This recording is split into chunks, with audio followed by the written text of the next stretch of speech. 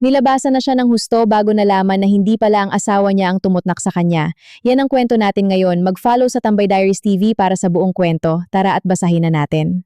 Nakakainis ang ganitong buhay. Dear DJ Michelle, itago niyo na lamang ako sa pangalang Marie, 28. Confess ako sa inyo dahil hanggang ngayon ay hindi ko pa rin alam kung paano babawiin ang isang gabi na tuluyang sumira sa aking katinuan at maaring maging mitsa ng pagkakawasak ng aking pamilya. Nagsimula ang lahat noong nakaraang buwan ng birthday ang aking asawa. Dahil weekend, inimbitahan niya ang kanyang matalik na kaibigan at kumpare na si Arnel para mag-inuman sa aming bahay.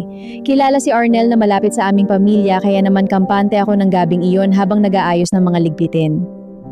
Naglagay ako ng latag at unan doon para maging komportable siya. Matapos kong maikarga ang aking asawa sa aming silid ay pinatay ko na ang mga ilaw at nahiga na rin ako dahil sa matinding pagod. Madaling araw na nang maramdaman kung may tumabi sa akin sa kama. Sa dilim ng kukwarto at dahil alam kong kaming dalawa lang naman ang asawa ko ang natutulog doon, natural lamang na isipin ko na aking kabiyak ang dahan-dahang yumakap sa akin mula sa likod. Hindi siya nagsasalita, ngunit naging agresibo ang kanyang mga haplos. Sa isip ko, baka udyok lang ito ng alak na nainom niya kanina. Kaya naman pikit mata ko siyang tinugon ng may pananabik. Sa tindi ng emosyon at init ng pagkakataon, tuluyan kaming tinangay ng agos.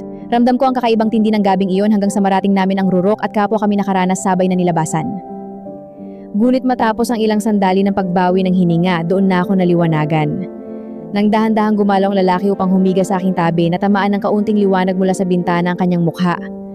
Laking gulat at kilabot ko nang makita kong hindi ang aking asawang nasa ibabaw ko kanina, kundi ang kumpare niyang si Arnel.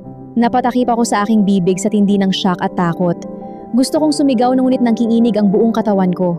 Ngunit huli na ang lahat para sa pagsisisi dahil sa tindi ng aming naging bakbakan, tuluyan ang naghalo ang aming mga katas matapos nitong ipasabog sa loob ng aking ekup. Agad na tumayo si Arnel, nagmamadaling nagsuot ng damit at bumulong ng humihingi ng tawad bago mabilis na lumabas ng aming bahay habang hindi pa nagigising ang aking asawa.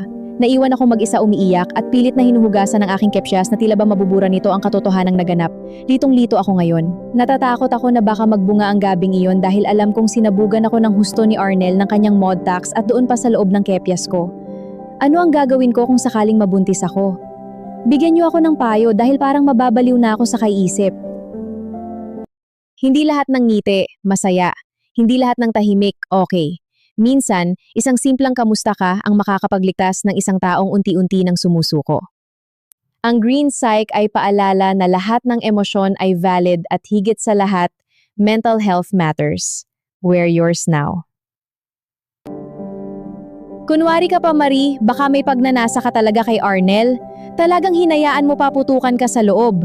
Anong katangahan yan? Tungkol naman sa asawa mo, sabihin mo sa kanya ang totoo. Baka pag nabuntis ka, lumaki yan ng kamukha ni Arnel.